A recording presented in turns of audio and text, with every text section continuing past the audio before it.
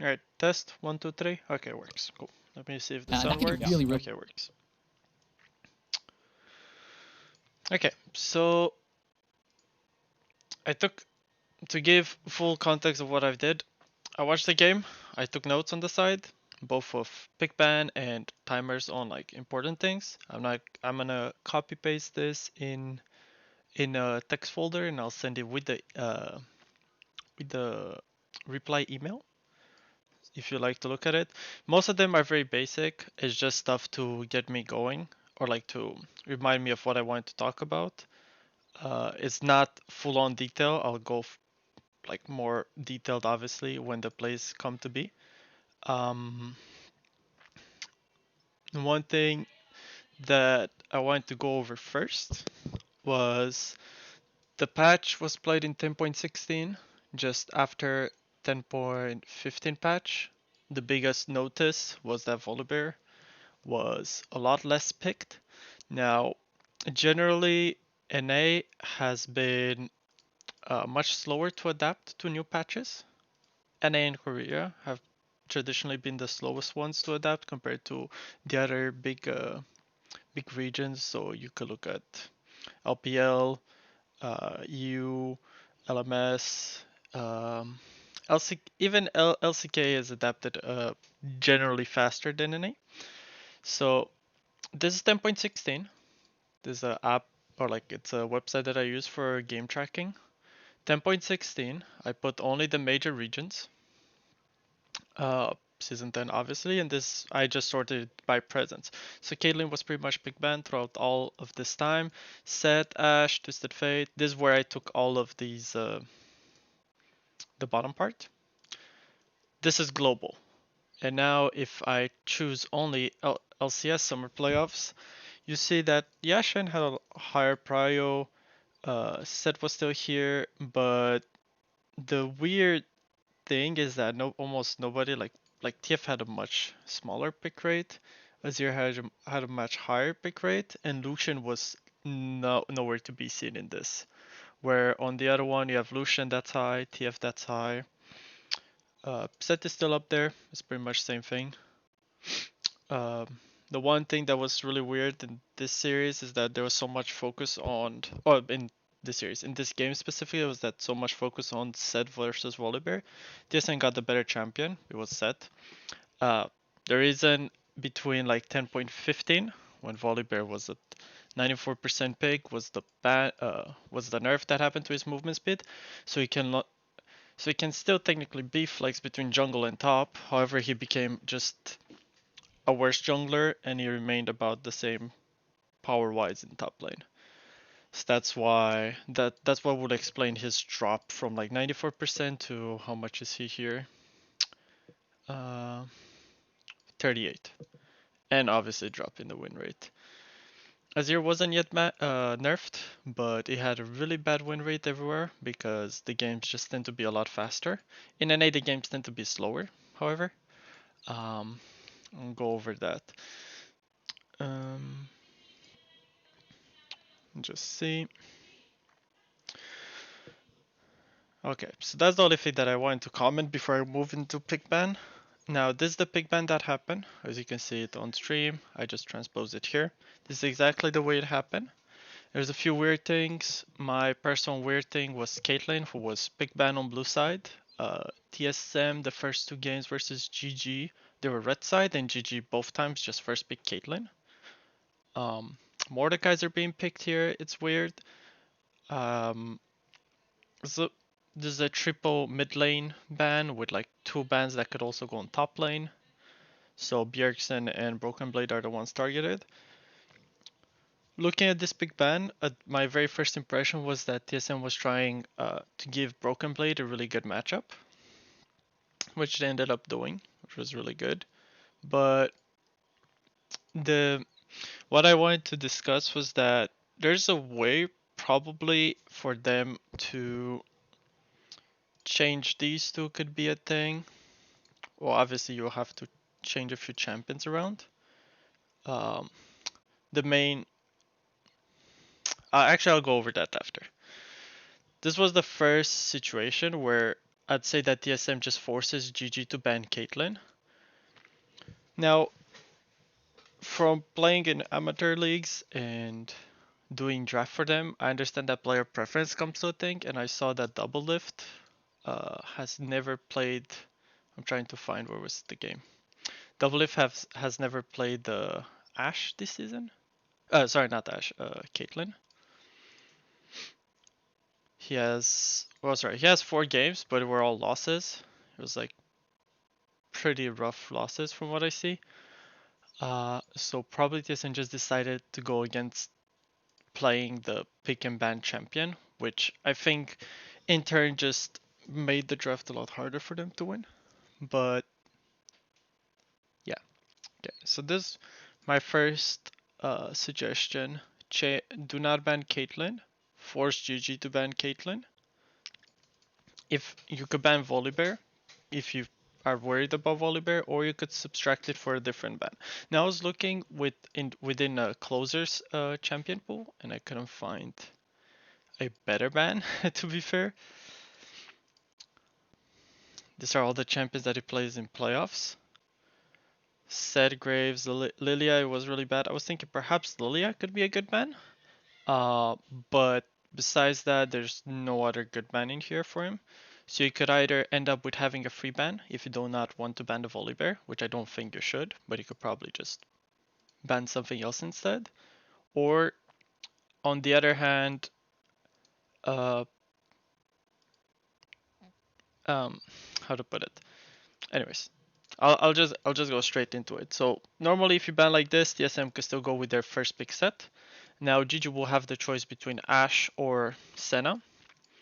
The thing that I was saying earlier is that GG's next pick would either be like Lee Sin um or Graves. Now Graves is really bad with Ashe together. Also makes your team really vulnerable to these two so far, because Seth doesn't really care about them. You could go Tabbies, he'll be perfectly fine. Um, Graves and Ashe just don't work well together for multiple reasons. Graves wants to farm, Ashe wants to look for picks. They do not synergize. Just like as champion wise, they don't really synergize. Same thing happens if you put it the other way. Senna is generally picked so you could play towards the other side of the map, or picked as a answer towards Ashe, or these two are just hugged champions. So if one team picks the other one ends up picking the other one, just because they were the best champions in this patch after Caitlyn. And both of them will not work with Graves. At least not in this context where the enemy picks set. What will end up happening is that you make your team, if you do this or Ashe, you will make your team be so basic attack focused that you will end up needing some sort of a control mage later. So maybe you can look at stuff like Orianna in here. It just gives you so much less room to play the game. Maybe you have to pick Ornn here. This will be like a fine lineup. This will honestly be a fine lineup, but the Grace pick will just make your draft so much more linear. And the ideal situation from your first 2 to 3 picks, so like B1 to 3 or R1 to R2, you do not want to have your draft so linear. So in this case, this is what I'm saying. You could probably ban something different here if you don't want to ban the Volibear. The reason why I was saying the Volibear, because they can still do the exact same thing. Just fill this with whatever other ban you would want. Let's say you want to ban Gangplank instead, so they do not blind pick it like they did in the previous games. So they do not like do R3 Gangplank. This is still a pretty beefy front line, but this will lack really hard damage. If you switch it around, same thing, they will lack really hard damage. While TSM has a lot of options and will get like a good amount of big bans. Or like a good amount of counter picks, what I'm trying to say. Um, the other option that I was going to suggest was if Lucian was to be put in here somewhere instead of being banned. Uh, I didn't. Now, this is again to the thing that I do not know. It's a lot harder to do pick ban when you do not know what your players prefer. So in this case, um, Azir was one of Bjergsen's signature champion along with Syndra.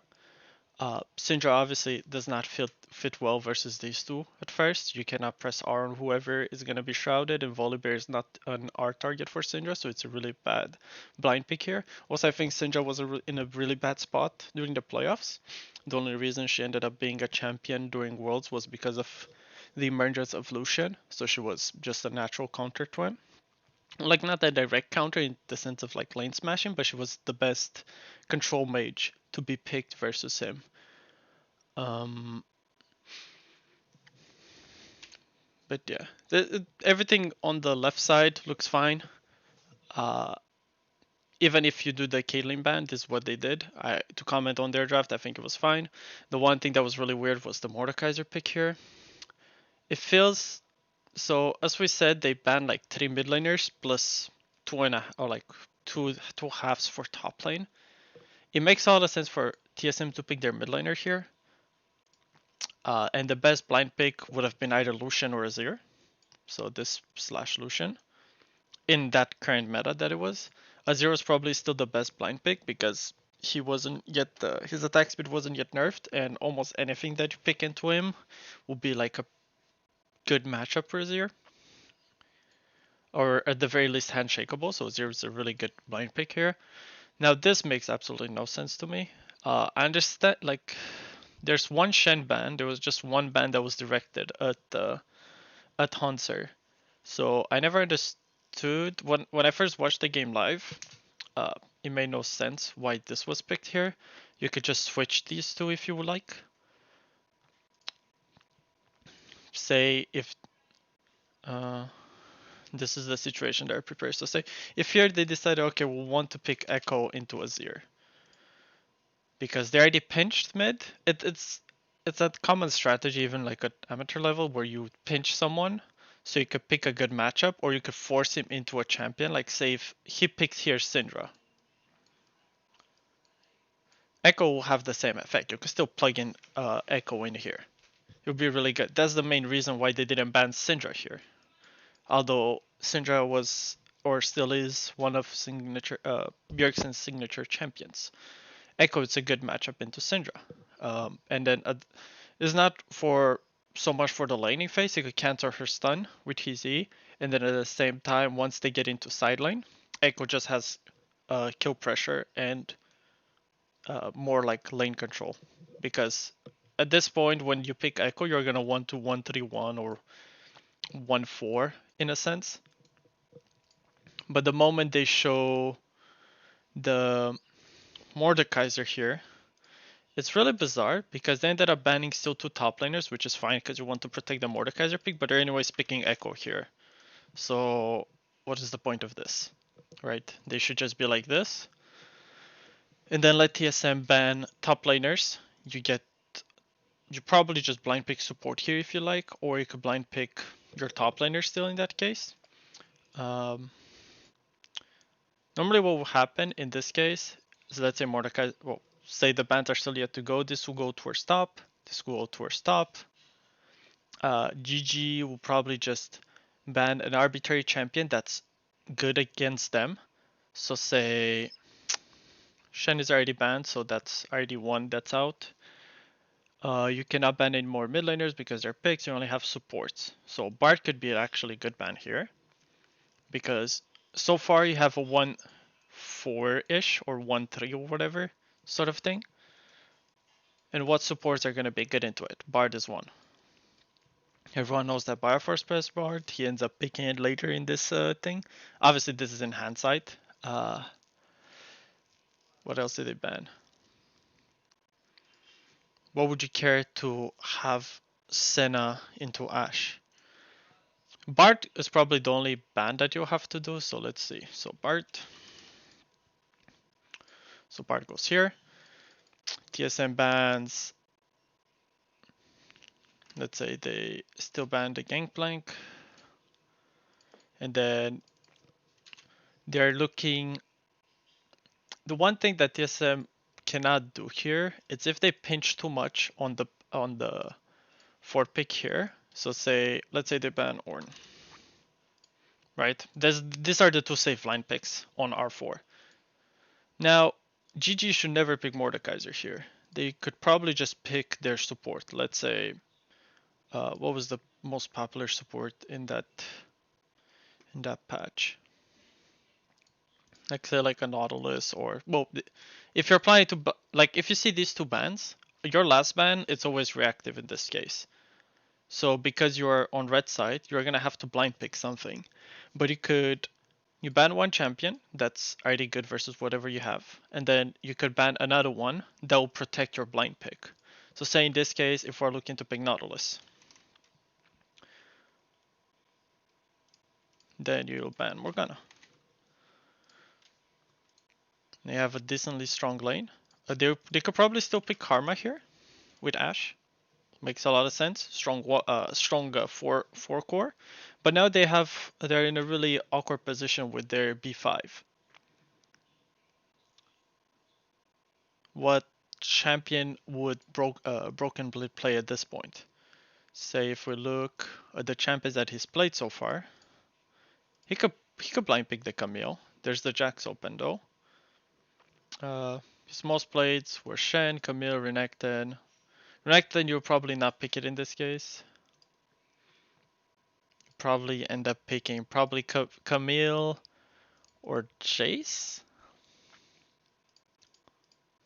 Probably look at something like Camille. So you have a good, so you have like a strong 1-4 core. So at this point, TSM will be 1-4 100% of the time. And now GG will have the choice. Do you want to pick something into Camille? Do you want Hunter to pick maybe something like Jax or something like that? Where the later, like you could you could pinch yourself into getting a counter, like a straight up counter pick, or you could still go probably with a Mordekaiser, although I really dislike it because Merc Treads, Merc Treads, Merc Treads, Merc Treads. All these champions want Merc Treads versus everything that's here. So probably don't pick that. Probably go Renekton and Hypersin. Try to get as much value as possible versus Camille early and win the early game. You'll have Senna, Nautilus. You could have Nautilus roam towards the top side. So say what will end up happening like maybe around like 8-minute mark when you're looking for the Herald, you kind of leave your Senna alone. Should be pretty safe provided you give her words like in this area. You just look to abuse the Renekton versus Camille matchup because Renekton could insta-pop Camille's passive shield. These two could diver, Nautilus could assist. Obviously you have to be aware of Spica or of Set in this case, but this could be a much better draft. You got this is all from GG's perspective because they're the ones when they're on red side and they blind picked they blind picked their top into getting counter picked and they didn't protect their support pick. Well, their support pick didn't matter in the real game that much. They pick Karma as a counter to Bard, which is okay. It doesn't get a lot of things done. So anyways, this is another way that I would have seen this draft go. It's fine for TSM as well. It's a 1-4 comp, while GG it's a 1-3-1. They still stay to their true core, but the main thing that changes is you do not have the Mordekaiser that literally throughout the whole game, he cannot split push into Jax. He's always gonna be weaker than Jax in the side lane, right?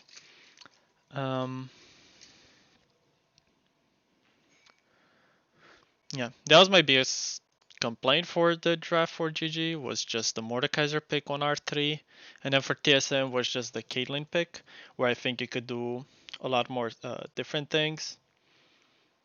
Could do say like ban Gangplank so they don't blind ping the Gangplank, or because Gangplank will work really well with these two champions. Um, so that way you get Zed, they get Ashe, you get Senna, you don't care. Double Lift has a really good win rate on Senna, from what I remember. Uh, yeah, he by far his best champion. So you got double lift on his best champion. They probably wouldn't give you that. You'll probably go like this, but that's also fine. You end up having about the same comp. You could still pick the Azir here. It's okay. Uh, let's say GG still goes with the same idea. Now the only thing that this did is that now you have an extra ban. Well, maybe they don't ban that. So say they ban Ornn, and they'll probably ban Camille. Right? Ornn, Camille versus Mordekaiser. You probably don't want TSM to scale into you.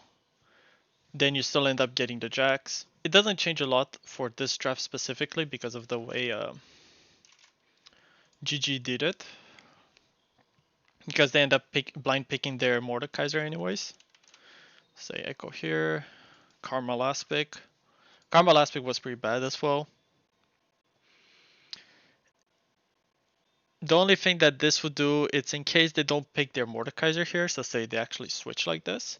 Now you end up having an extra ban that you could spend on their top laner. Or you could spend it on their support, because you already got rid of their Gangplank and it won't be scared of Gangplank. Because if you see this score, you're like, okay, they need to pick an AD top laner, right? They still end up picking an AP top laner, but it doesn't matter. Or they need to pick some sort of um, to round their comp into a 1-4 or keep going as a 1-3-1. So Gangplank is already out. Shen is already out for the 1-3-1. Sorry, this is a one.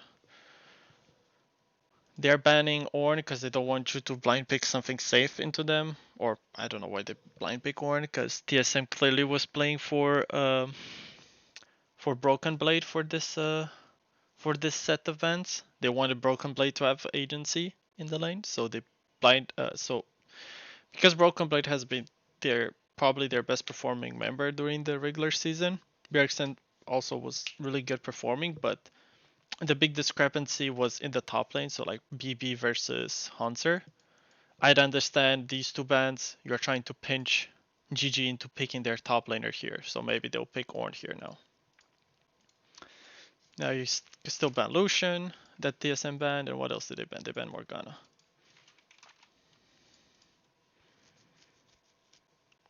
Right, and then here it will be Camille is a good pick into Ornn, and then whatever at the top lane that they'll ban. I think I made my point. It's just a different way to get it. You end up having an extra ban. They will probably feel forced to blind pick something safer. Although it was they were 2-0 up, so they probably also had the confidence on playing it. Yeah, I think I've made all the points that I wanted to make for the pick ban. Just the Caitlyn was really weird.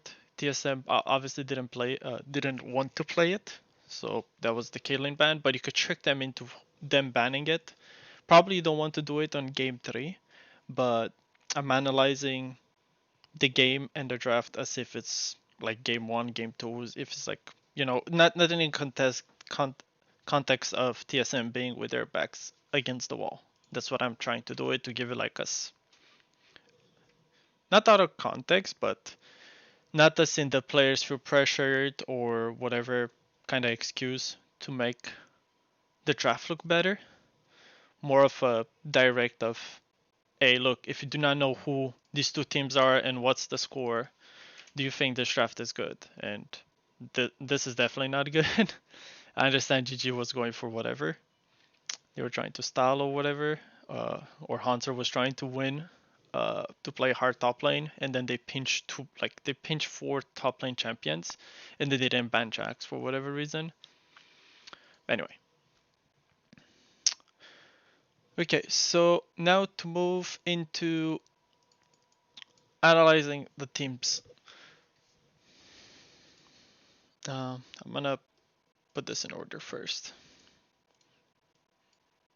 Go to it. Okay, so the way when I looked at it, obviously TSM wants to have mercs. He will have mercs. He'll have mercs. He'll have mercs. This doesn't matter. These champions just lose a lot of value. They all have a lot of AP damage in their kit. Their Golden Guardians this draft just made itemizing AP really easily for TSM. So there's a lot of pressure on Senna to do damage and on whatever of volley early game he could do. TSM obviously outscales. Mid lane outscale, top outscale. This is more or less even. Bart outscales. It's it's not equal whatever. It's more of a, sorry, how do I put it? It's not greater or equal for Bard. It's more of a good amount greater for Bard, but it's a lot of more hard to execute Bard than to execute say like Azir, right? You just get down your soldier, you start to dip out damage. That's how you outscale the Echo. Same with Jax versus him. It's a lot more of a skill matchup between the supports, but Bard still outscales. So TSM, this is the scaling. And now you look at lanes. TSM wins top lane. Jungle's even, more or less even. Although Volibear it's a lot worse than he used to be. Mid lane it's like 60-40. That's how the lane should go. And once they get into side lane, it should be like 70-40. 70-30, sorry. Because Echo will have the silent pressure. He could chase down Azir down the lane. Azir has to pay a lot more respect to Echo because he also has Senna. So it's 70-30. It was a decent to good Echo pick. Ball lane, they don't really matter. They're both like kind of utility. So we'll just say it's even. Overall, TSM is outscaling. They don't have bad matchups. Bottom lane is obviously the one that got counterpicked in support, but you probably take 15 to 20 CS lead deficit. So say like Ashe will probably be 15 to 20 CS and that's it. It's not gonna make a big difference. Um,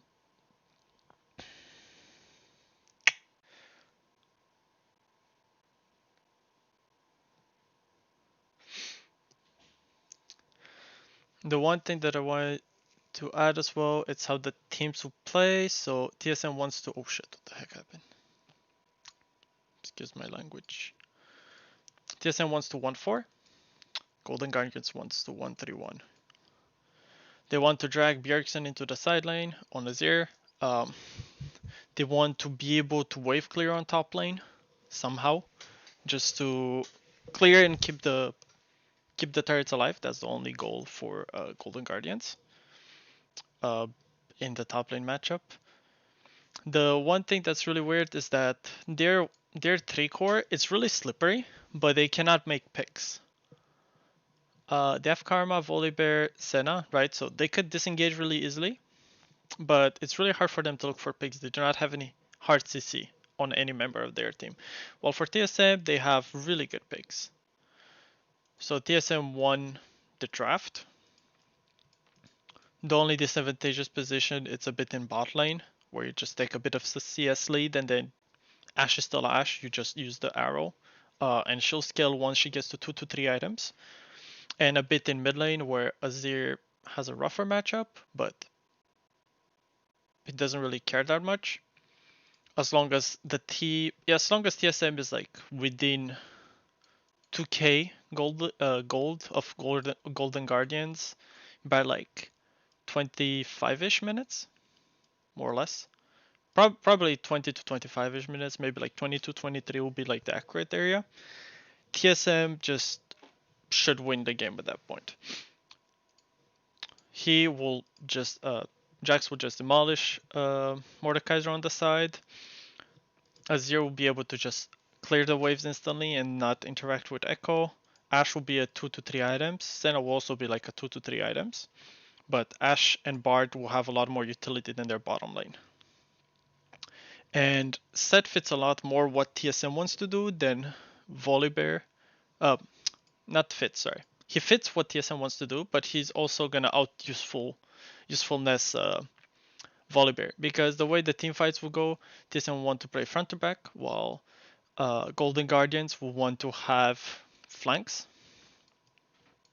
You have Asharo, you have Azilot, you have Settled. So Settled could just take out Volibear or Echo or Mordekaiser. They take them away from Ashe and Azir, and after their prime engage of Golden Guardians, there should not be any issue for like Azir and Ashe to dish out damage.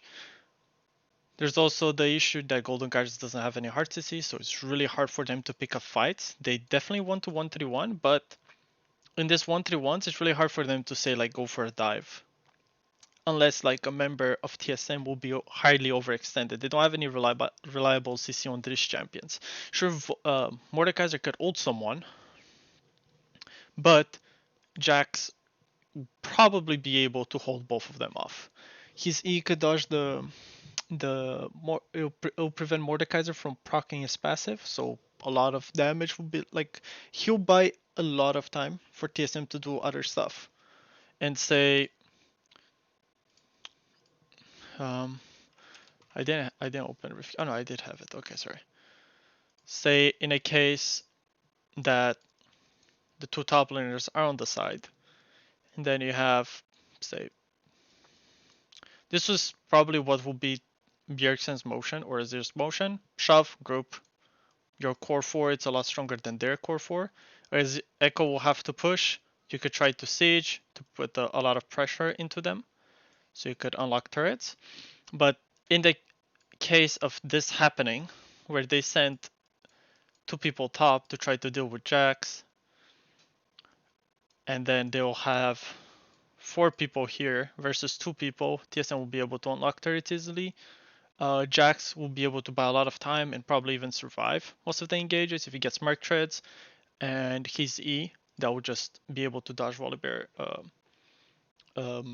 stun, as well as prevent a lot of Mordekaiser damage. So overall, the way I looked at it is that TSM's draft was just solid. There's a few things you could have changed. This was what I think their game plan should be. 1-4, get a 0 on the side, you get maybe two items. You look to group, you shove wave, group. You use your support and jungle to protect your side. Ideally they will be on the other sides.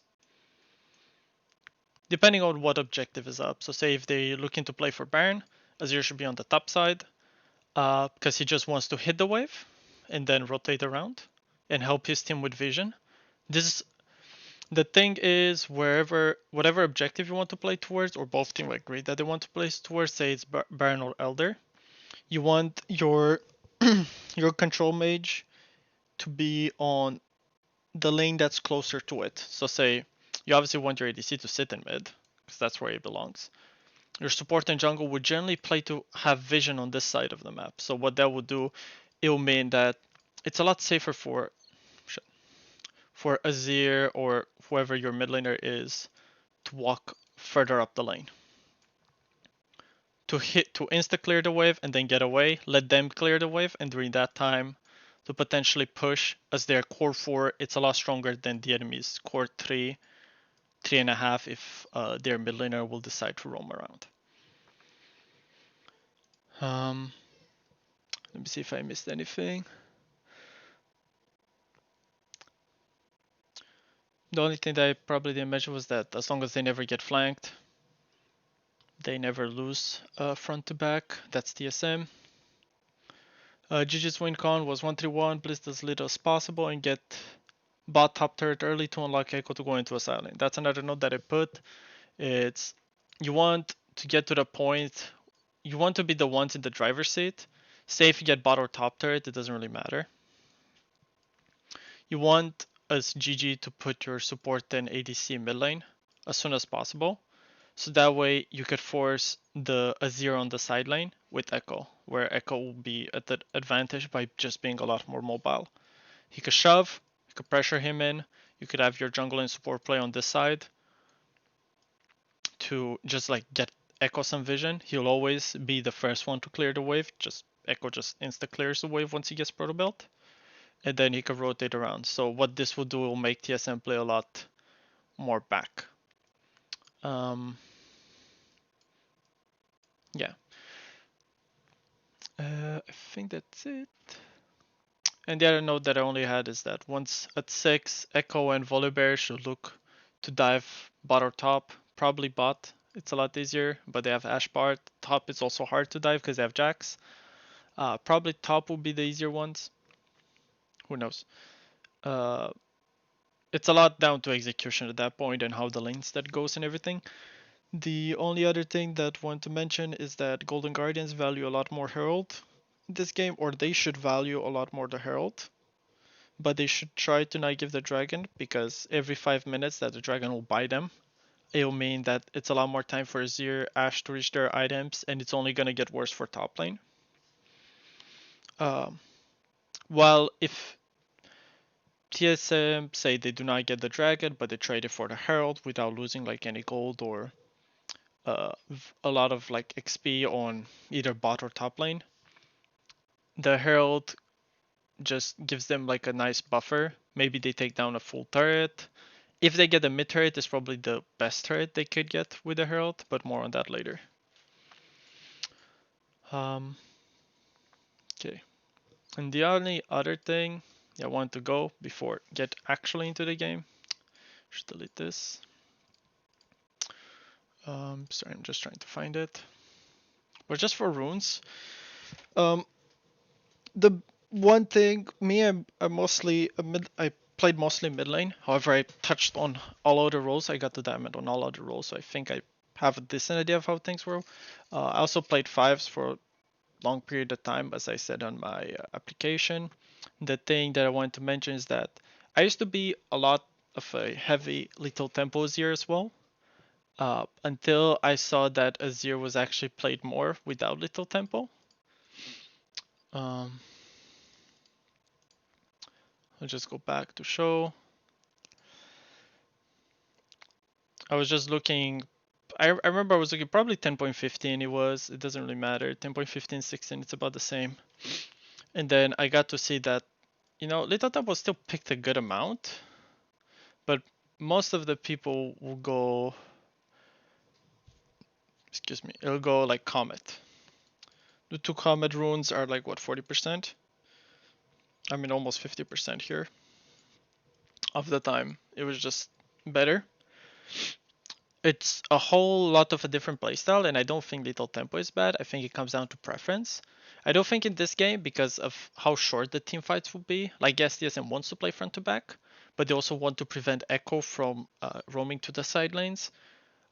Comet will help with that. It's not like Azir will have like problems laning against Echo, but it'll make lane a lot more favorable for Azir. And then once they get in the side lane, it'll still make it better. It's just a better laning rune, while Little Temple will be a more teamfight rune.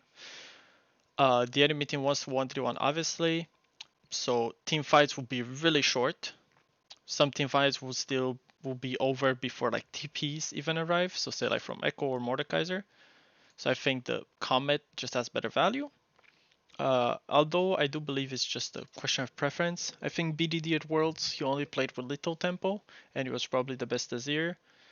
Uh, yeah, that's the only comment that I wanted to make about Little Tempo versus Comet. Comet felt like, because a big part of GG's win con in the mid to early game, like say first 15 minutes, is get these two together into a side lane to dive, or to dive mid lane, whatever. And the Comet will mean that instead of Echo roaming with maybe like 90% of his HP, he'll roam with maybe like 60%, or he will not roam at all, That's the only thing that I wanted to add. And then the other thing, Ashe did take cut down, which is good, but I think it should have taken cut down and started Cole. But that's obviously as we get in the game. What would be started Cole instead of Doran Shield. I'll explain a bit more on it. The only like main difference that I would say will probably be like yes, you got counterpicked on support, so generally supports are the ones that will dictate the lane, so you're kind of outranged at the bot lane. But Doran Shield will not make that big of a difference, in my opinion. I don't think. Maybe I'm not an expert in bot lane, so maybe I will be wrong on that. But say you fall down 20, 25 CS, that's like the expected amount. Well, maybe not 25, maybe around like 15 to 20 CS down compared to Senna. That's like expected of that lane. Your support got counterpicked, you're Ashe, you're a bit immobile, you gotta be really careful. You have a lot of gank pressure once you hit 6, because you will have set with Ashe and Bardolt. So you only really gotta survive until 6. And then how much CS can you fall down by then if you do not take Doran Shield? From what I remember, like Ashe anyways falls around like 20 to 30, 20-ish CS down once TSM does like a Herald play. But it's like, how to put it? I'll just go over it once I see it happen. I'll give the example. I just think that Cole could be a better option, just because yes, you'll be behind in CS, but the Cole will make up for the gold that you'll be missing, if that makes sense. At the same time, also Senna had Cole, so once Senna cashes that Cole, plus being ahead in CS, you would still be really far down. I'd understand if it was, say, like a more oppressive lane, like say, I don't know, I'm just throwing like a random AD carry in there, say like Draven, whatever, then you obviously need to do Doran Shield so you do not die, but Ashe Bard should not be killed by Senna Karma, and they should also be really hard to dive, so I think the code just has a lot more value. Assuming you will get behind, if you stay even, it's obviously even better, but even if you get behind, the call should keep you in a good short distance of Senna that also goes cold later in the game, or like I think on first or second back. So that way, instead of you being, say like 2 ways will be maybe like 200 gold down. Once the call cashes in and you do not have a call, you're going to be 500 gold down. You know, that that's not like a big difference, but maybe in a team fight you'd really want to have rich executioners for like Echo Volibear, Senna, to stop their healing. So maybe that could make like a difference. It's like a very minute thing that wouldn't change a lot, but it's a thing that I saw a lot of ADCs that start to do. They go cut down with Cole. We went cut down with Doran Shield. Okay. All right, well, we are on to the rift this and the next game. And then a BO5 against Cloud9 if they Okay, so this is a very standard start. I missed it already. Azir got poked by Karma. See the mana. And Echo sees that there's a heal pot. Bard should have put it a lot farther. Like further down the lane, maybe like here-ish, where the turret is. But yeah, that's about it. The next game. And then a BO5 against Cloud9 if they want their season to stay alive. Otherwise, Golden Guardians will complete their 6-0 sweep during the playoff run. And have a date for one final BO5. I'm sorry, I'll pause this for literally 20 seconds. Someone's at the door. 1 second.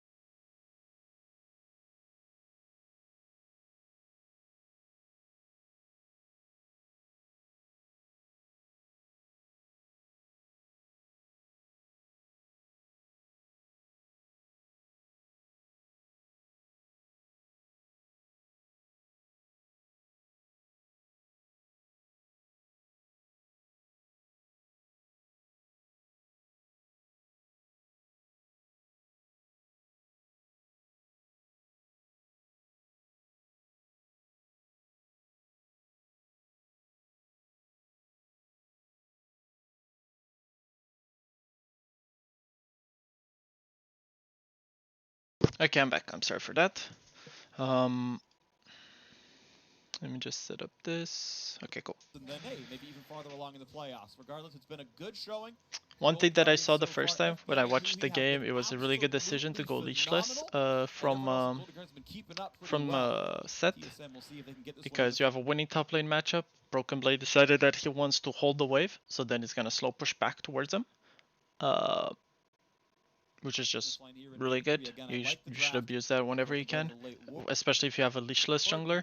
Bottom lane also needed to be in lane first, because it's what will happen if the two of them aren't in lane first? Something really nasty could happen. So say Karma, you see Karma and Senna, they already in there. I'm just trying to get to Rift Kit. What could happen is that both Karma and Senna could decide to stay over here. When Ashe and Bard decide to walk in, they'll get sort of zone out of the wave that's like this area. They'll walk back in the wave, in the bush to drop the aggro. So it just that leashless start, it's really good both for top lane and for their bot lane. So it's really good stuff. Have spotted Hanser, I believe he did. It was really, top side start now. it really helped bottom lane a lot, especially because they got counterpicked. You could see them on the minimap, they're already like scared. They don't care, I don't think they care if they show. The one thing that they don't want to do is to show like all the way in there. Or like they don't want to face check the bush until they see Golden Guardians and TSM. And that's exactly what they end up doing. They try to hold them before the wave arrives. That'll be very nice. You can see that Broken Blade, because he spotted them, he actually stacked the Broken wave. Blade is holding the top wave. Get a picture of that. To pull the minions so that it will push towards him. This is to make sure that, you know, Volibear can't go for any sort of cheesy level 2 gank. You group the minions so that they would come to you. Now, this is what, well, the Hunter is probably not calling yet. I was watching this and Broken Blade takes some really good trades against Hunter, and then Hunter, TSM know that, what's his name? That Volibear started topside because Hunter leashed. So there's few things that Closer could do here. He could realize that Broken Blade pulled the wave. They do not know where Spica started. Spica is very likely to have started bottom lane because they have like no catch potential with these two versus them until level 6. So the only rational the only rational conclusion is to conclude that Spica started bot lane. In which case, Volibear started red already. What he could do, let me make this a bit tinier. What he could do red into Raptors, into go back up here, into pressure top lane, just so Hunter could unlock this slow push. Because what will happen, not on this wave nor the other one, so not this, not the one that's about to leave, but on the third wave that's coming, they Broken Blade will be able to lock a freeze over here. And because Pika is also padding towards top lane, he'll have time to take all of his camps and then appear here. Now, if Volibear just does 3 camps into top, he'll be able to shadow Hunter, so Hunter could walk into the wave and start to shove the wave. Even if he takes like a bad trade, maybe like gets to half and Broken Blade's at 60%, because of how many minions they will have, these two should be able to crash the wave in. Because, in my opinion, this should already be communicated by Hunter that, hey look, Broken Blade didn't leash, but their bottom lane also said that bottom lane didn't leash. Jax is pulling the wave, which means it'll shove back towards him. Mordekaiser is really vulnerable to ganks. Jax has a stun, Seth has a stun. Broken Blade plays the very few, like, I don't know, maybe until like 3 minutes, he plays it really well. But then he unfreezes, or like, makes the wave push back, and then cuts all his advantage that he took. I'll put it a bit faster. Oops. So anyway, this is a really good trade. You do not touch any of the minions. Really good trade. Still has more minions, so wave is still going towards Broken Blade. Gets instant level 2 and decides to slap him. Still shoving towards Broken Blade. This is all great. At this point, I think it takes one more really good trade. Like at this trade, this should be his last trade. Now what will happen? Hunter doesn't have any more pots. He does not have Cosmic inside. He took, I think he took Bone Plating, so he went Resolve Tree secondary after Conquer. Broken Blade has 2 pots plus a biscuit, and in a minute and a half he'll have another biscuit. At this point, if Broken Blade just sits and lets the wave slowly come back towards him,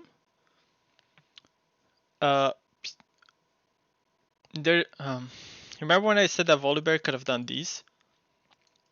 This will be the moment when Volibear will show up. Obviously, in this case, you cannot do anything as Volibear. You cannot do anything. Hunter already butchered the way he played the lane. He just literally got abused. He will probably have to TP back. But then what will happen next because is that Broken Blade fire keeps the 3 trading with hits him from Mordekaiser to afterwards. proc passive. That is where so much Instead of, like, at this point, lane it's over. Top lane it's already over. Broken Blade will probably be like 20 plus CS up. Just because of this. Hunter has no business to stay at the moment in lane. He needs to TP back. All Broken Blade needs to do is just last it, wait until waves comes over here, lock it, and then that's it. Game's over for top lane. Spica could still be in top lane. One thing that I noted on my notes is that Spica does not need to come top lane right now. There's Spica played Volibear as well, so he knows that Volibear clear, it's about like 312, right? Which will mean that if he how do I put it? It's about same timer as Set. Volibear clears a bit faster than Set. Set did 1, 2, and then a very far camp. While if Volibear did all 3 camps here, Volibear would already be top lane. He would already be top lane and maybe idle for a few like 10-15 seconds perhaps, like in this tri-bush over here. So then Spica does not need to come up here at the moment. Spica could have farmed all these and then show up top lane. Because Volibear is not yet up here, and we know because there's a word in the tri-bush that the Broken Blade placed, Spica does not need to be up here yet. He only needs to show up when Volibear shows up. He does not need to do an aggressive gank into Haunter. TSM is outscaling them. And Haunter is already hard winning the lane. And and Broken Blade is already hard winning the lane. And because of how hard he's winning it, Closer will end up just straight up padding towards top. Because he needs to help Hunter to unlock the freeze. So generally speaking, you do that with So Spica has no business walking up here yet. This wave is still going towards Broken Blade, so Broken Blade could just chill, just last hit the minions. I think this exact following trade is the one that he takes that's really bad. He's really safe. He cannot walk up to the wave. I do not understand what the two of them were looking for here. You could tell that Broken Blade wants to walk up to attack him to get like a solo kill or whatever, but it's not gonna get anything done here. So anyways, Spica just spent a lot of time wasted. He took down the ward, sure. It's a really meaningless ward though. While he could have gotten blue and raptors.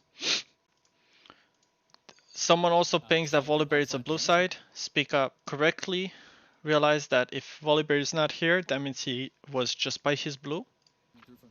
So Jax players can continually, when they have counterstrike up. And you can see on the map that Closer is pinging that is coming up there. Down and then retreat there was the on my way ping.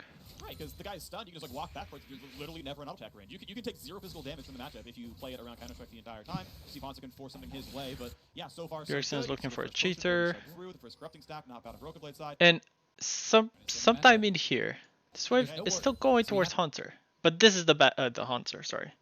This wave is going towards Broken Blade. Remember when I said on this next wave, this is the wave that it will reach, then he could crash it over here and lock it. But Broken Blade instead goes for a trade when we know that Closer could be back top lane. He full cleared everything. What else would he do? He full cleared except the Golems. 312. So they could assume 312, right? So was it 8 seconds? At 20, so Volibear will probably just be leaving base. That's probably what Broken Blade is assuming if he did a full clear. But full clears are really, really rare in competitive play. You will not see a tank jungle like Volibear or like Set do a full clear. And then, no, yeah, that's about all. But this trade, even if Volibear is here, Jax does not, like, say if Jax doesn't trade with him and just sits here and waits for the wave to come towards him. Maybe he gives up 1 or 2 CS because he doesn't have a ward at the moment. His ward is not up. And just waits for Spica to come back up here. They could take this 2v2 and win it. And then what will happen is because the wave is pushing back, Closer and Hunter, they both need to walk in the wave and shove it together. Say if Spica doesn't decide to come and he just does his camps and gets double scuttle. So like say, there's like, sorry, I'm kind of getting lost on my thoughts. if Broken Blade created so much pressure that Closer needed to pass from Gromp all the way to top lane from that wave manipulation. Spica, if he hadn't come the top lane the first time, he could have had this gun as well. So it would be pretty much even in camps with Volibear, plus a scuttle that he's getting right now. So now he'll be level 4. Volibear is not yet level 4, he's level 3. The only place you could assume Volibear is, he either recalled and is sprinting top lane, which is what pros would do in this case, because your top laner really needs you up here, or he'll be on the bot scuttle. Either way, this wave is coming back to Broken Blade. He does not need to take any trades up here. This trade, what it does, it aggroes too many minions on him, and I think he clips them with his E, so it damages them. So now it pushes backwards. Even if Closer is here, what's because if he shows up here and then Jax is just chilling, Jax could just walk back. He's in no threat of being ganked by Volibear. He could dodge his stun. Spica sees that after he took his wolves because he's never been top. He could just run bot, take the scuttle. And now Spica's what? Like take the scuttle and then maybe pressure bottom. Don't need to like gank them. You just need to show up on a ward and maybe do your golems. Reset, you run back top. Or sorry, you run back at Raptors and then chill around. Because Spica doesn't need to gank to win this game. We already established that. Outscale, outscale, outscale. TSM has a stronger 1-4 comp, better split pusher than GG. They need to answer it. Broken Blade's already winning lane. He just throws it like at this exact trade and forces Spica to come back up. And instead of having like a 20 CS lead, he ends up just being even with Hunter. And also forces Spica back upwards. Anyways, I'm kind of rambling a bit too much on it. Okay, So this one he clipped too many minions, and now the wave is pushing back. He did not need to take that trade. We know his flash got burned, and he doesn't have a trigger to jump to. There's not much else. Closer almost screws this up, and Haunter as well, because they attack too many minions almost to push it back for whatever reason. They have no reason to attack the wave after this happens. The wave is pushing back towards Hunter. If I'm Hunter and my jungler hits this wave with me, I'm telling him no. Do not hit it. I'm gonna let it crash at me. You could do your golems and hover me. Because this wave is not crashing this one, but you can see on the minimap, the next one, maybe like 20-ish seconds, it's crashing. So Volibear has time to go back, start golems, and if Spica and Broken Blade are hovering to potentially dive Hunter, Closer is just there. So you could prevent it. Do not need to hit these minions. Just let them come close to your turret. I understand he's trying to tin it, but it doesn't change how the thing will play. Hunter's also staying really greedily. That is really well done. With too little health. I actually think flashing up in that case is better than flashing to your jungler because the I don't understand what the two of them are doing. They know Volibear is here. They could never dive him. Actually what he got because Closer uses that to gap close, but that is even if you kill him there, I do not understand what they're looking for. Even if you kill Mordekaiser here, you cannot crash this in time for Mordekaiser to miss the wave. If you kill him there, one of you will die, very likely. It's either one of you will die or Mordekaiser gets a freeze here, or you kill the Mordekaiser. Mordekaiser still gets a freeze because Closer is here and he can stop the wave, or you kill the Mordekaiser, one of you dies. He still gets a freeze, but he does not miss the minions, so the dive just ends up being really bad because TSM just outscales. They don't care about flipping this play. Flashes away towards the alcove, that expires, and then Volibear can no longer go forward because you're not going to be able to lock him down. But to give credit where credit is due, Broken Blade has pulled so much pressure so far. He forced Closer to come all the way up here, all the way from the Gromp, and then Hunter already lost his CP at 4 minutes. Echo just took a cheater recall in the mid lane. Here I do not know what they're looking for. Hunter's also trying to shove the wave, sort of, which is fine. Just let it come to you and then lock it. still has Mordekaiser 2 cannot biscuits outshove you. and a refillable, charge there from his flask. So he's gonna be able to farm up and get a much better biscuits. And It's like same thing as earlier. base, right? So I can't quite tell. There's 3, 6. Yeah, this wave is still going back towards Broken Blade. Because of earlier when Closer and Hunter kind of hit it after Broken Blade flashed here. This wave is still going towards Broken Blade. You do not care to trade here. I'll just tell Spica you could go away. I do not know who's making the call, obviously. Who's calling for like potentially look at this, because Spica obviously stops his recall, so it's a two-way street, you know? If Spica is calling for it and he doesn't realize what's the wave state, Broken Blade should be like, no, do not come here. This lane is already won. You already gave me enough resources. You made the Volibear go away from my lane. This wave is coming back to me. I'm 10 CS up. I have TP up. This guy doesn't have flash. I don't have flash, but I don't care, and I'm gonna have a freeze. There's nothing else that Broken Blade needs over here. They never kill him anyways, because he's like too close to turret. What could Spica do if he just let his recall finish? He could full clear, and to maybe then look top lane when the freeze is happening. Volibear, what he would do, and TSM should have knowledge of this, is because they saw how much CS he had. He had only 20 when he showed top. So then Volibear probably just clears this. Where would he go? What was the first camp he did? We know he did red buff, so his first camp that came up is this. He'll either do Raptors or what do you call this? Scuttle. If he'll probably do Raptors and then come straight top, because Broken Blade will have another freeze in maybe like half a minute, like a minute and a half perhaps, because not on this wave but on the other one. On that wave they'll be like still locked here, but then on this is wave 1.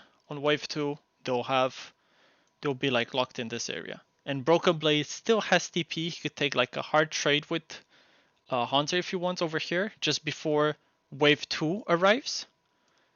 Recall, TP back, and then have a freeze over here while Hunter maybe will be like chunked.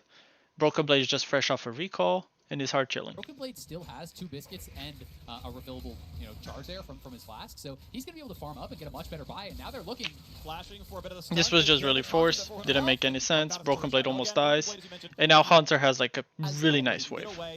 Without flash, there's a chance Closer makes something happen, but it seems so unlikely. Here comes the pullback, not gonna land. Broken Blade jumps back to the minions, and time is spent. No idea what Closer is doing. They could never kill him anyway.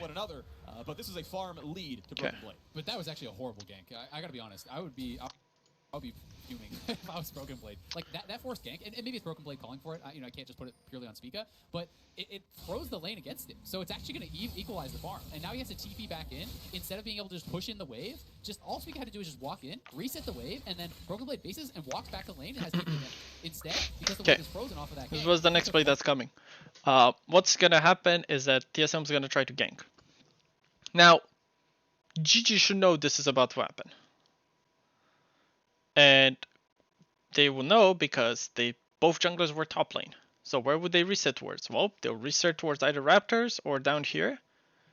It'll probably make most sense to reset first at Golems, as they're still level 1. But so GG they should expect this gank happening. They're perfectly fine playing the way they're playing at the moment. They're a bit far up, but TSM cannot do anything to them. They have Senna Karma versus Bard Ashe. She has Doran Shield. She can't do much to them at the moment. But TSM forces a gank here. This is another thing that I know in the context is game 3, obviously. So I understand why they're going for this really aggro plays. And it's really good that they're being proactive in this case. But they are neglecting the fact that your Ashe hasn't recalled yet. Your Bard does not have Ignite. He has also Guardian. As opposed to, I don't know, what some Bards in solo queue will run like Hell of Blades or whatever. Spica, sure you have Blue Smite, but you're about to teleport into their wave. You never like kill anyone here. You have such a big wave coming towards double lift. He just wants to farm it. He does not want to fight here. I don't think in any world they want to take this portal that they're about to take. Because what happens is, say Biofrost dies, and then Spica's maybe like hard chunked. Volibear is also bot side. TSM know this because Spica's here, they both met top lane. So then Volibear could come here and now double lift, he's already at like what, 60%? Will have to walk back from his turret and then he'll miss like, what is this, a wave and a half, so that's like minus 120 gold. 120 gold. Plus the kill that they will miss on Bifrost. Or plus the kill that they will give on Bifrost. This is really hard play. One thing that I noticed while I was watching the game is that Golden Guardians just do really greedy plays. Like you'll see here, Huhi is the one that screws it.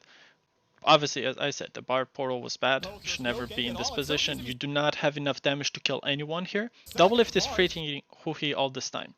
Spica CCs him into a pretty good W. Then Bifrost stuns him. Huhi should never be there. Huhi's path should be like this,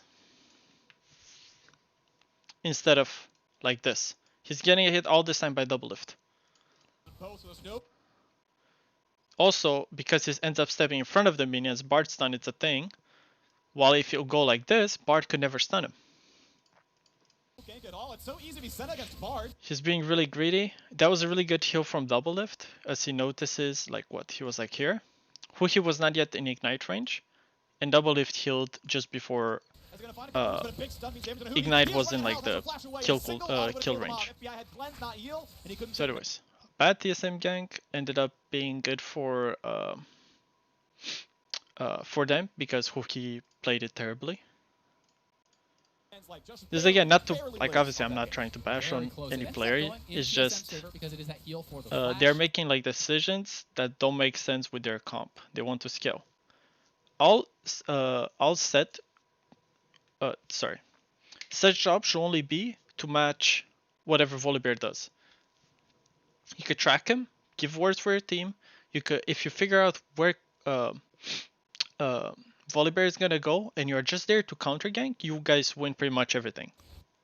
Well played overall by the Golden Guardians bottom lane though to fight their way out of what was a 3v2.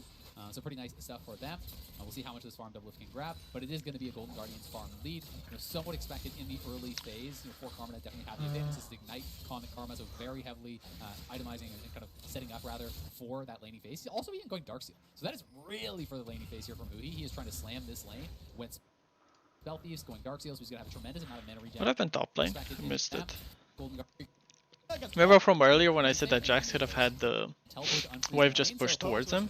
Ever since that second gank, the second route of gank, this gank, the wave has been locked here. So Hunter has been able to get a Gelato free card from this gank. Again, it's not Spica, it's not Broken Blade, it's probably both that made this decision. Or Broken Blade should tell him don't do it, or Spica should tell him no, I cannot do it. You know, it's a two-way street. But now the wave on top lane has been locked permanently here. And which means, well, Mordekaiser gets to free CS. Instead of being like 20 CS down, as he should have been, because Broken Blade played his level 1-2 really well. Pretty good, obviously better than a cloth armor. But we'll see if this can move any further for now. It's not to say that Sid had like a bad idea. He had a right idea, it was just about execution. He's gone play the Ruin King across his 3 Ashe games so far.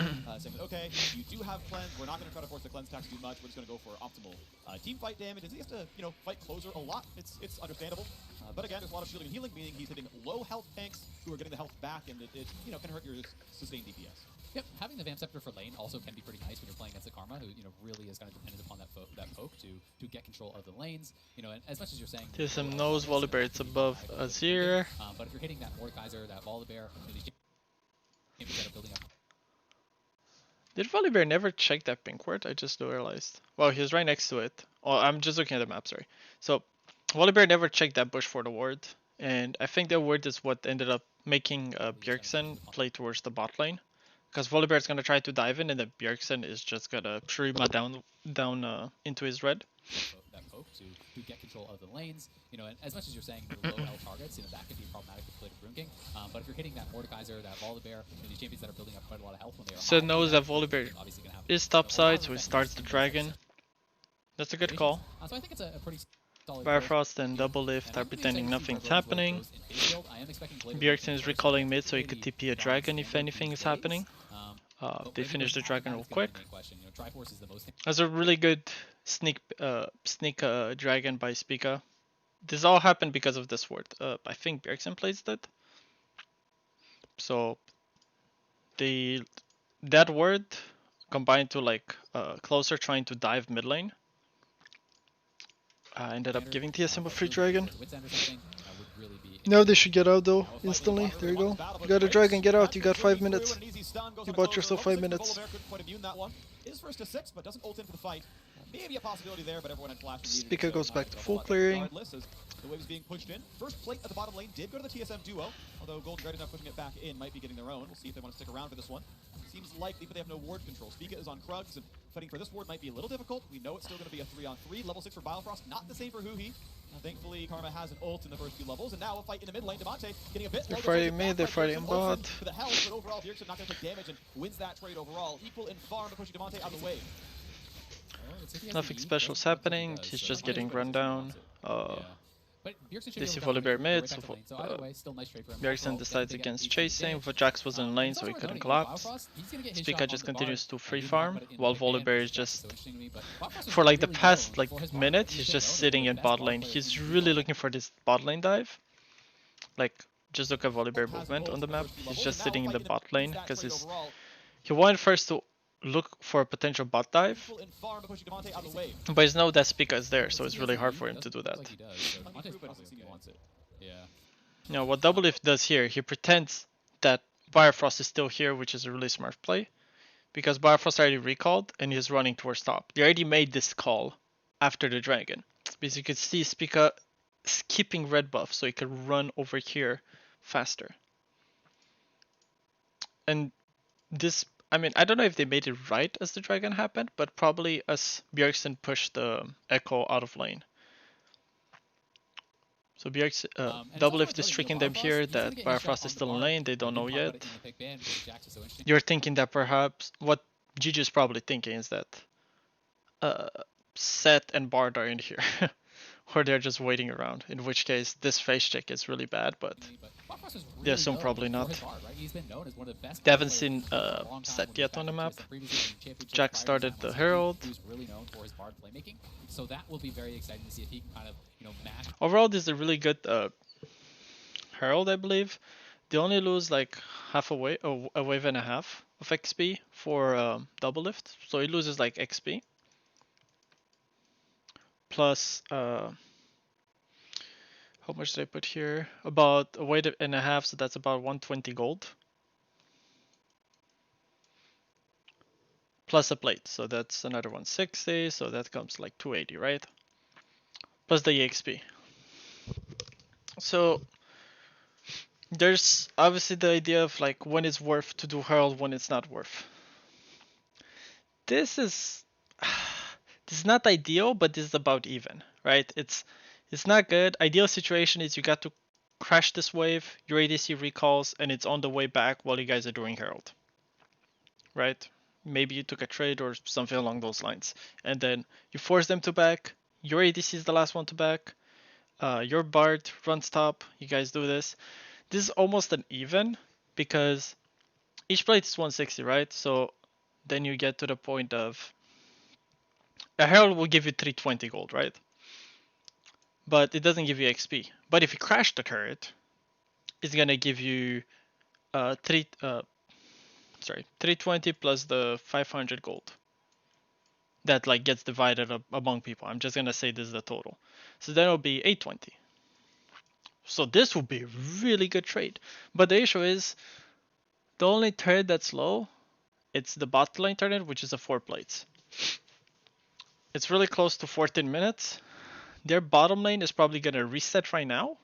And then, or like not right now, but after they zone Double Lift. And then they'll be back here by like minute 11. So then they'll be full health and they will probably just have to play safe until the 14-minute mark. So then this play becomes pretty much a net, almost a net positive for GG, or they make it even because this is not going to happen for TSM, but The 320 gold, it's always gonna happen if you just drop the Herald. And obviously you're sharing it between these two, or these three, without the Azir. So, how do I put this? Although it looks like TSM is getting more gold, they're losing the XP that double lift it's supposed to get from this whole wave. While they aren't getting XP anywhere else. Double lift is playing it really respectful. It's really good. What we saw from Hui in the previous game, because Hui really did show the power of the playmaking that this champion has. And Aspika is going to be grabbing the first Herald for the first time for TSM. This has been a 9-minute pickup for Golden Guardians both times so far this series. Broken Blade and Haunts are pretty much even. Against the Bard with Rift Herald, actually. As when Golden Guardians had it, they got the Herald. TSM getting it now when they have It's really good reset by Bjergsen. I didn't even notice it the first time I watched it. Show the power of the playmaking. He reset while they're doing their Herald. So now what will happen is that he's back in lane at full power, same with Echo. And he could look to roam around, or how to put it. If it's like this close to 10 minutes, you only have 4 minutes to proc the Herald to get the value back from your plates. So you want ideally all your laners to be checkmarked, as in you do not need to reset anymore for like a few minutes. Ashe obviously still needs to reset, so that's a no, but so does her. This guy reset, Hunter just reset. So you want your players to be on the map to either prevent the Herald or have the tools to counteract it. Volibear still looking around bot lane. This whole time, Volibear's batting was really bad. Once he gets spotted and Ashe just runs, they know Spica does not have red buff. He could probably just go take the red buff. Take this, this, this. You have so much time that you're wasting just trying to get bot lane. What we saw from Hui in the previous game, because Hui will be Bot Frost is really known for. It's like from like, what is this? Okay, so I'm gonna count the minutes. This is obviously not to ridicule anyone, it's just to see, to show how much wasted time has happened. So Dragon gets gone, it's 8 minutes. That's when Volibear is in river. He's still in river. Still in river. Still in river. Mid, back in river. He's not doing any camps, he's just walking around trying to look for something to do. Normally, if this was reversed, say like, for whatever reason, TSM Golden Guardians were reversed, and then say like the champions were also switched, so say like Azir was red side, Set was red side and all that. What Set is doing, just sitting in the river, will make absolutely no sense. So say if Set was Volibear here and the teams were reversed, will make no sense here. But I understand why he's looking for this. It's because they need to get ahead.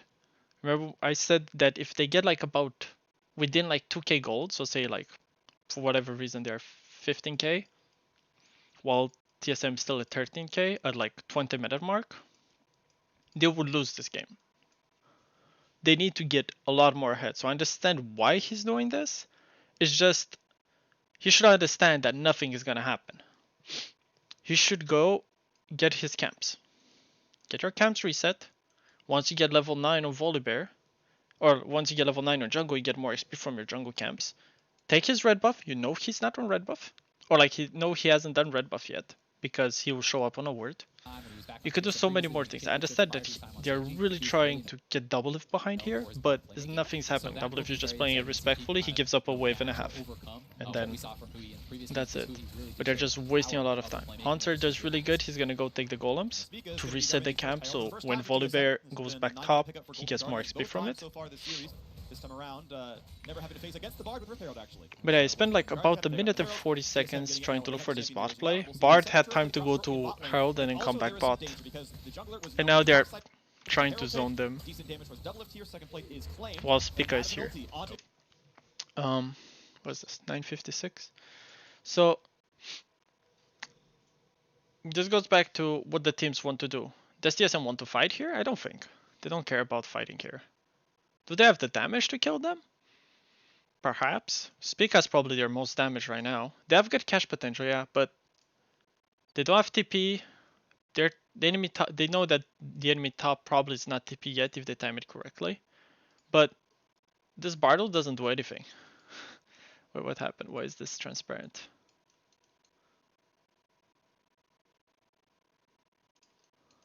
I do not understand why this is transparent. Oh, because I'm using a different thing. I'm sorry. Okay. There you go. So like TSM just wants W is obviously giving up these minions for this play, which, you know, it's not the end of the world. But TSM doesn't care about fighting here. If they fight here, obviously, and they win, they could possibly push down the turret with the Herald that they have. But this is very unlikely to result into anything. In fact, this only results into something because Closer just flashes over the wall and into Ashe. Probably like I put a note where I think that Double Lift flashed prematurely, or like he kind of panic flashed and heal. He probably only needed to flash and not heal. Right? He doesn't need to heal. Say like if it's at this health, it makes no difference. Volibear used all his gap closers. Or like this, you know. Volibear probably just dies there. He doesn't need to heal. I understand they're both panic flash, but anyway, it's a micro mistake. The only reason why that Bartle results into anything is because Closer spent about 2 minutes looking for something to happen in the bot lane instead of him being level 7 right now, because he would have had done all of these. You know what I just realized? Remember when I was talking about the gold? So 280 gold, that double lift is getting declined plus the plates. If Closer had done sets jungle, I don't know how much gold it will be ahead. This will be, how much is red buff? It's about 100. I'm gonna say probably like 400 to 500 gold. If Closer in those 2 minutes had just done red into his blue side jungle, into coming back bottom lane for display, probably he'll have Cinder Hulk, so you'll want to recall for that, and display will never happen. But GG will probably be a full K up here. A bit more, maybe like 1.1k. I don't know why I didn't think of that the first time I watched the video. It's because they know, again, they know Set, he doesn't have red buff because he was spot on a word. Closer was already bot side, he could have just checked and take it. Take his whole jungle. Or maybe you pass blue buff to mid lane, obviously. But it doesn't matter, you just clear the camp. And then you come back bottom, and now you're 1.1k ahead instead of just 700 gold. And that will pretty much neutralize the gold that the Herald will give you, as long as you prevent TSM from taking a turret. Because then what we could do, after you finished your clear and you never show bot lane again, you let your bottom lane be safe, just like be a bit safe, because Set will probably path towards bottom to try to unlock this turret, and then you from base, you just run towards bot. So you prevent TSM from getting their turret back, and then they took Herald, but you took more gold from them. So you took like what, 400 to 500 gold? TSM would take at least 320 because of the plates that you get with the Herald. They would probably not get turret if you're padding bottom. Plus the XP. So that will probably be the good play for Golden Guardians. The power punch right over the wall, finding a stun here to a Closer. He can only do what he needs to and does so, but the rest of the squad is still on the chase. Looking for another stun. A dunk backwards. They're going to grab first blood. Spica doing it all. Great punish there from TSM, and they even have the. But obviously it looks really bad from like an outside perspective when you look at it and you're like, oh, okay, Spica's getting Herald. What is Closer doing? Oh, he's just farming. But it's just I feel like that will just be the right play. Obviously flashing in, it was just a bad idea. Double Lift shouldn't have healed, he could have just flashed. Closer than ends. Sorry, not, well, he hinted earlier. But still, Spica able to get behind him, dunk him right back into the turret. And now it's like 11 minutes and the gold is perfectly even. While I said that both Spica is looking to do too much stuff, Closer wasn't getting anything done early because he was pulled towards top lane for like the first 5 minutes of the game. So because he had to cover for it. Now it's obviously even. It could still be in ahead for Broken Blade. I already talked about that. Spica has done a really good job of being the proactive one compared to Closer for whatever reason. Although he does not need to be proactive, he could have just kept track of Closer and then follow him around. Obviously, if you see a free play, you should go for it. But if he just neutralizes Volibear early and helps Bjergsen keep track of Echo in the side lane, like say like wards around or whatever, with the help of Bard, and then Echo and Volibear don't get anything done early, and you reach like 15-20 minutes, and gold it's pretty much even. Say you end up giving them Herald by accident or whatever, and then they're like 500 gold ahead. That's nothing. TSM still wins. And they still The have thing that I'm that. trying to say is just the bottom plays that they did, where I'm just gonna go back real quick. This play was really forced. Was a bad decision. I already talked about it. Not enough damage. No ignite. Too many minions. If he dies and he gets chunked, Volibear's bot side, because they know he's bot side, he could just show up here. Double lift has to run from turret. They lose both plate, the minion wave, and double lift obviously loses XP, as well as giving them like the Bifrost kill. But Bifrost has a good flash combined with an exhaust, and then good heal from double lift combined with who he just like inting instead of running like this, or like I don't mean inting in a rude way. I just mean like it's a way of like I express it. When someone does like a suboptimal idea, or like not suboptimal, but like a obviously bad idea. Like it's just like FBI knew that he needs to run like this, but who he didn't run with him that way. And then he has to face tank them. Right, that was one. So this wasn't TSM doing a good play. This was them doing a bad play. Same with the top lane, if you remember, the very first point I had. But GG didn't have a good answer to it, or they didn't know how to play against it. Then there was the bot lane play, a bit more, when they ult the Volibear. This again, it's like sure you can bard ult him, doesn't get anything done. You guys should never be able to kill him there. But again, GG ran into you. Maybe they were overconfident. Maybe Closer got bored of not doing anything for like 2 minutes, and he really wanted to get something done, and he ended up giving first blood. Like this again, not how do you put it? It's not a bad thing to be proactive. It's just the plays aren't necessarily good. They're just a lot of like you obviously put pressure on the enemy to do an answer when you do this kind of stuff, when you bartled them. So Closer has to do a choice. Am I gonna stay here? Am I gonna stop Bifrost? Am I gonna go on double lift? What's gonna happen here? Because my support doesn't have flash. But he doesn't really have to do anything. What TSM is doing is just putting pressure on Golden Guardians, and then Golden Guardians are just making like giving the wrong answer, like this Volibear flash over the wall into Ashe. Take that first blood, and they still have that Rift Herald to drop somewhere and extend that gold lead even further. So TSM going to be really happy about how that has been going. Top lane has been fairly isolated, fairly farm centric. Azir here as well. Dragon's coming up in 2 minutes. Bard already set up some vision around, which is good. I think this war should be a bit closer here. It doesn't make much of a difference at this point, but it should probably be a bit closer. Really comfortable both against the Echo and the Mordekaiser. Alrighty, looking around as this game is starting up and getting pretty exciting. Temporary farm lead for Hanser actually, holding on pretty well in the matchup, stacking a ton of armor early on. Jax does some decent magic damage, but So, general consensus from what I understood by playing fives is that around 1.5 to 2 minutes, it's when you want to take your last packs, so you can get back to Dragon in time, unless you have TPs, or the very latest, the 1 minute mark, so when it's 1-0-0. So if you're planning to contest this Dragon. If you're not planning to contest this Dragon, you just do not, you could recall like after the 1 minute mark. Have a lot of bonus health right now in the build, but it's okay with an arm guard and the Thorn. Like, I'm not talking about like,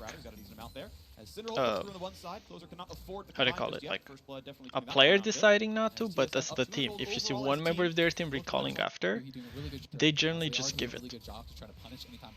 Especially when you look at these two teams, it's a lot easier for TSM to fish check into Golden Guardians, but Echo is just taking a recall right now, and Volibear is going to take a recall with like 30 seconds left. So what this will do is that it's going to be really hard for Golden Guardians to walk in if TSM just decide, like if these three just decide to walk through mid and get the vision around. Because what will happen is, just set up this again. Two top laners just stay top for now. Uh, so mid lane just recalled. He's just on his way back. He'll probably catch the wave of turret. Jungle and support should coordinate uh, to walk with Azir into jungle, get all the vision that you want, like put a pink, another pink, and then maybe another green ward here. That will probably be like a good enough setup.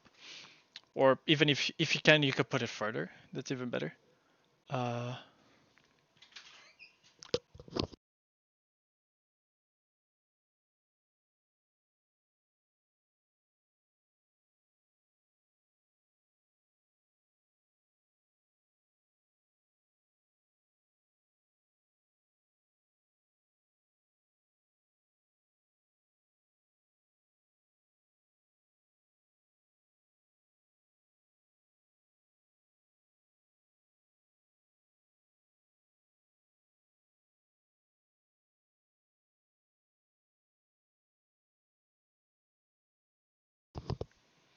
okay. Sorry for that. I just had to mute for a second. I'm gonna need to do a bit of help of the house. I'm gonna finish this point, and then I'll stop this recording, and I'll start the second one. This is already 1.5 in, so I could upload one to already to YouTube. I'm probably gonna be gone for like 20 to 30 minutes, I guess. So I just wanted to finish this point. I'm talking about the dragon. What was I talking about? Oh yeah, okay. So because the jungle has to recall right now, TSM will have number advantage. Echo will show on mid to clear the wave. Sorry. Senna and Karma could shove this wave in. Ashe could just collect it here. And then if they want, they could collapse like this. If ever Ashe and sorry, if ever the ADC and support of the enemy team try to contest the vision, they cannot walk through here because they'll get pincered, right?